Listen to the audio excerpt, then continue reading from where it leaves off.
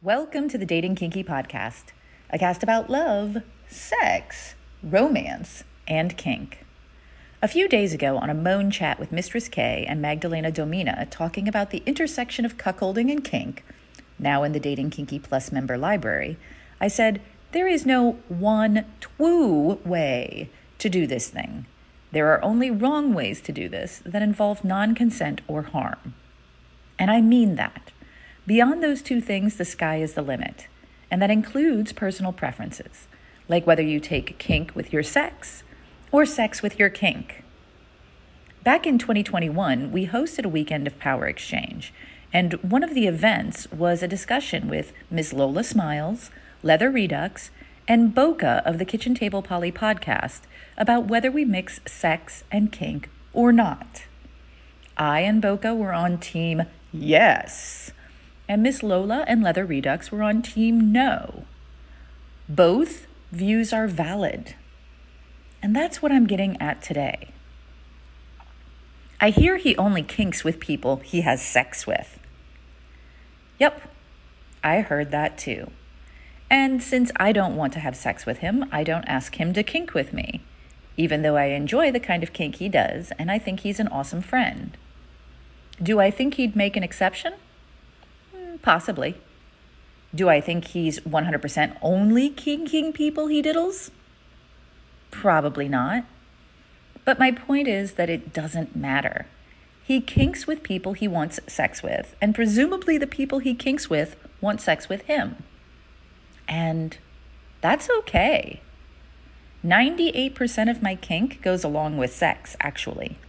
The other 2% is usually in demonstrations, practicing, and co-topping scenarios. I like kink and sex together. Blended. A lot. I think sex is more fun with kink, and kink is more fun with sex. I don't practice my power exchange without a sexual relationship, and I've only made one exception ever. The opposite is true, too. Some people only kink without sex.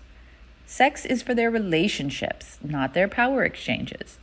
They prefer to keep it separate with separate people. That's their right. Of course it is. Thing is, some people seem to think that these people are inherently more right than the other people. Like it's a virtue to have pure kink. It's not. It's just a personal choice that everyone has a right to have. But sex creates a power imbalance. Ha! Not offering sex or a relationship can also create a power imbalance, especially when one person wants it and the other doesn't. Anything desired can create a power imbalance. That's how things work. But you know what really helps manage a power imbalance? Two things. 1, self-awareness. 2, good boundaries. Knowing that you want something badly that you will not get, or that you don't want something that is a requirement for something you do want badly, is important. Because when you acknowledge your desires, it makes them easier, a bit, to work with and around them. And having good boundaries matters. Knowing that there are things you will not do, or will not do unless certain conditions are met, can help you not give in to that thing because you want the other. And on the other side of things, if you have a requirement of definitely sex or definitely not sex, that is critical to communicate and get a solid understanding on. It's also critical to not push for your desire past uncertainty or disinterest. Simply hold your personal preference or boundary and know that you can walk away at any time. And do. It can feel like people will agree to something they don't really want to get what they do want, like compromise.